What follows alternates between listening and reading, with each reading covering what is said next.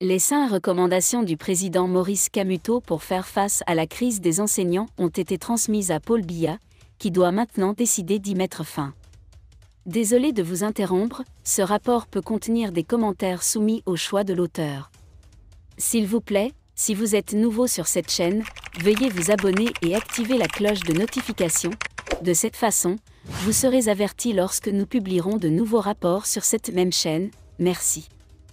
En mars 2022, le président Maurice Camuto a présenté 5 propositions visant à résoudre la crise de l'éducation au Cameroun, mettant l'accent sur la transparence, l'efficacité et la résolution durable du conflit. Voici un aperçu des propositions.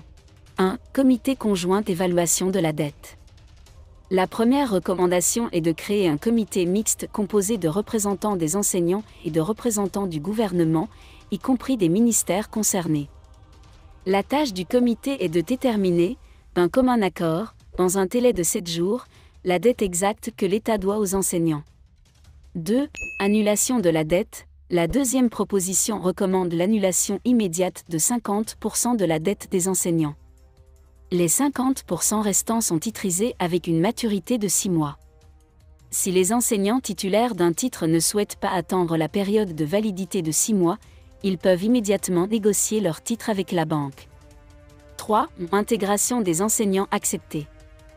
La troisième recommandation donne à tous les ministères concernés 7 jours pour intégrer les enseignants recrutés et ceux en attente d'intégration.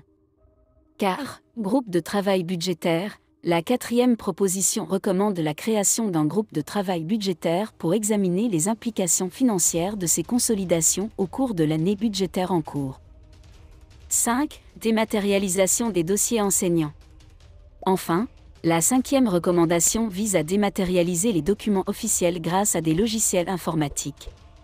Cela permettra un suivi automatique des progrès et de l'impact financier en fonction du comportement et de la participation au service. Chaque enseignant reçoit un numéro d'inscription lors du recrutement, ce qui garantit la transparence dans la gestion du personnel et des honoraires. L'objectif de ces mesures est de résoudre les problèmes éducatifs à tous les niveaux, du primaire à l'enseignement supérieur, et de garantir que la crise de l'éducation soit pleinement résolue pour éviter qu'elle ne se reproduise. Le président Maurice Camuto a conclu en soulignant l'importance des enseignants comme colonne vertébrale du pays et a exprimé ses meilleurs vœux au Cameroun. Cameroun, l'ancien chef du MRC fait amende honorable avec Maurice Camuto. Armand Nutak II, ancien membre du Mouvement pour la reconstruction du Cameroun, MRC, a ouvertement critiqué la décision des dirigeants du MRC de boycotter les élections législatives et locales de février 2020. Dans une récente chronique, Maurice Camuto. Dans cette tribune percutante, Nutak II soulève les questions clés et exprime sa désapprobation de la stratégie du MRC lors de cette élection.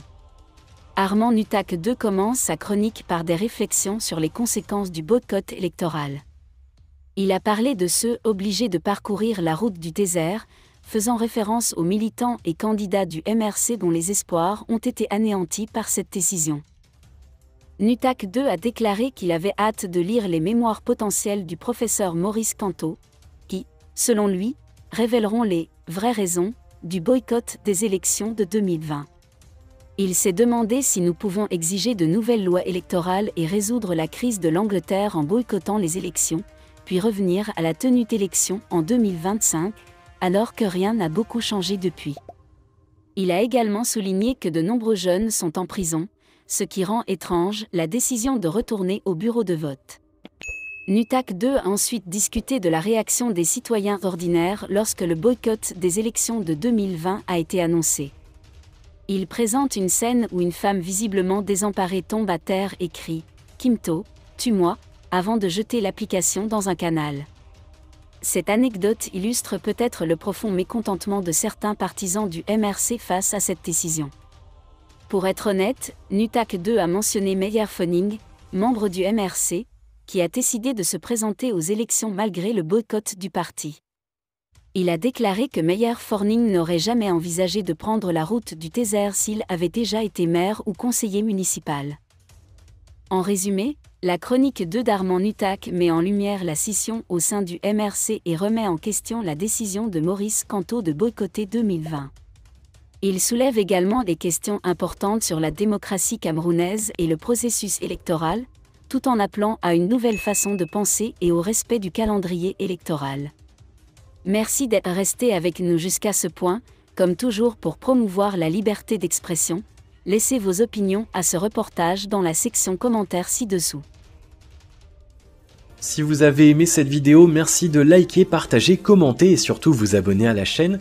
Et on se retrouve très vite pour une prochaine vidéo.